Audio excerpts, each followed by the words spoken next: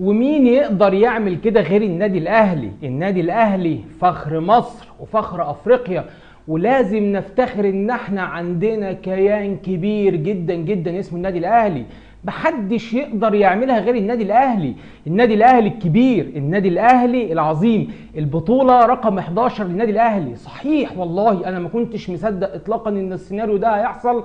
كان عندي يعني بعد ما دخل الجون في النادي الاهلي في الدقيقة 27 من الشوط الاول بصراحة حصل لي نوع من انواع اليأس، ولكن نسور النادي الاهلي وابطال النادي الاهلي وكتيبه النادي الاهلي بتجيب البطوله 11 من قلب كازابلانكا، من قلب المغرب، علشان النادي الاهلي تعرض لضغوط رهيبه جدا جدا في الماتش، وشفناها ظلم تحكيمي.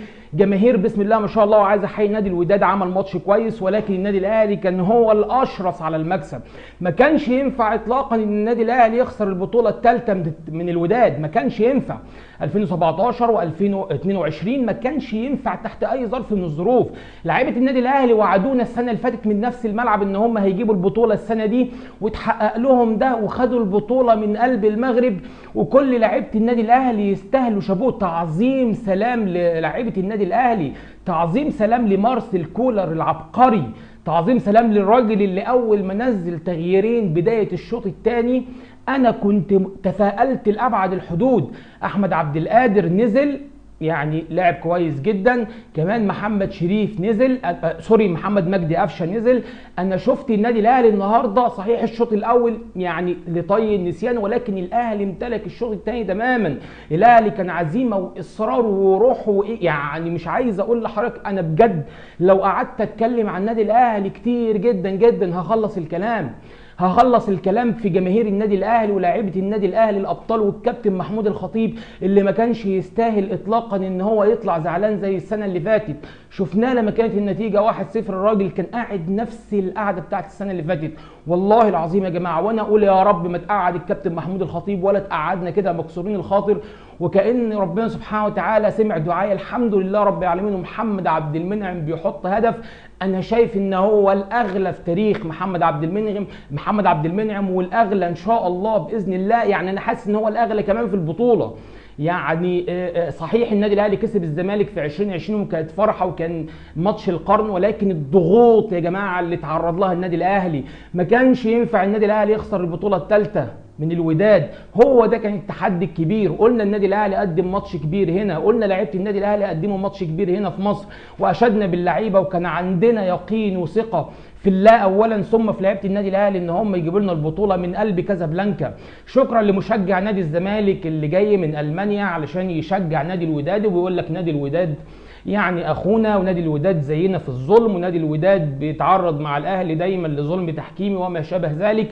ربنا سبحانه وتعالى ما يديش الظالم بطوله ظلم. خلي بالك النادي الاهلي كل البطولات اللي خدها بطولات نزيهه تماما. ضاع مننا احنا بطولات بسبب التحكيم حضرتك، ولكن النادي الاهلي يقدر في اي وقت وفي اي زمان وفي اي مكان يجيب لك البطوله. الحمد لله رب العالمين ما حصلش اطلاقا ان اتكسر خاطرنا النهارده. ربنا جبر بخاطر لعيبه النادي الاهلي والجهاز الفني للنادي الاهلي مارسيل كولر. شكرا لحضرتك جدا، شكرا لحضرتك على كم البطولات اللي جبته لنا من ساعه ما جيت النادي الاهلي. شكرا على عبقريتك النهارده بدايه من الشوط الثاني. شكرا لحضرتك على التغييرات اللي انت اصلا مش متعود تعملها بدري، ولكن عملتها لنا بدري في ماتش النهارده علشان ربنا يكرمنا ونكسب الماتش.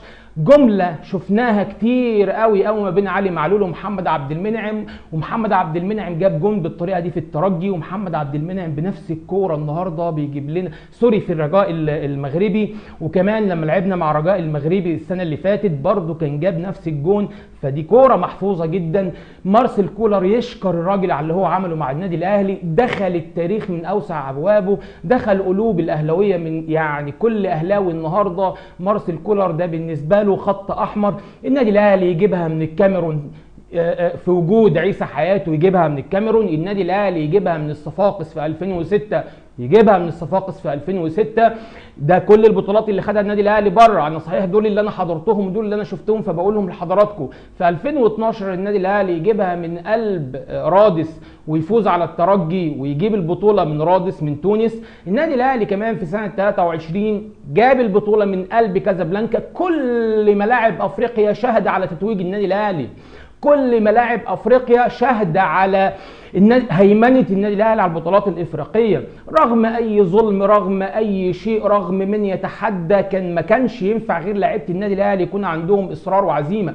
حسين الشحات انا زعلان منك جدا جدا، ممكن بالحركه اللي انت عملتها دي كنت افقدت لعيبه النادي الاهلي حماسهم وحسوا ان الموضوع انتهى. مش انت اللي تعمل الحركه دي. اتمنى من حسين الشحات ما يعملش، لان هو برضه شفته في الماتش الاولاني برضه عمل حركه مشابهه لذلك، ولكن النهارده كانت الحركه باينه جدا جدا. انت بتكسر في معنويات لعيبه، انت بتقول لهم خلاص احنا خسرنا.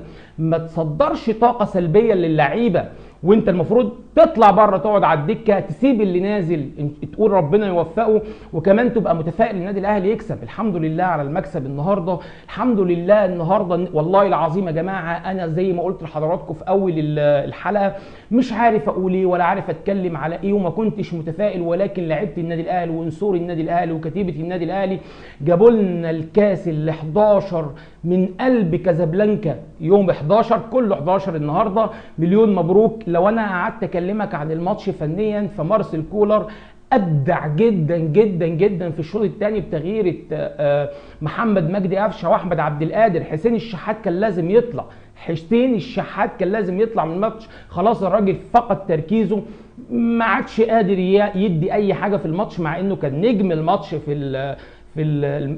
الماتش الاول اللي كان هنا في مصر. معلش يا جماعه والله الواحد من الفرحه يعني مش مرتب حتى اي كلمه هو يقولها. يعني قد ايه انا شفت النادي الاهلي النهارده لازم يستاهل الاشاده، ولاعيبه النادي الاهلي وكل شيء خاص بالنادي الاهلي ومجلس اداره النادي الاهلي وجمهور النادي الاهلي اللي هو نمبر 1.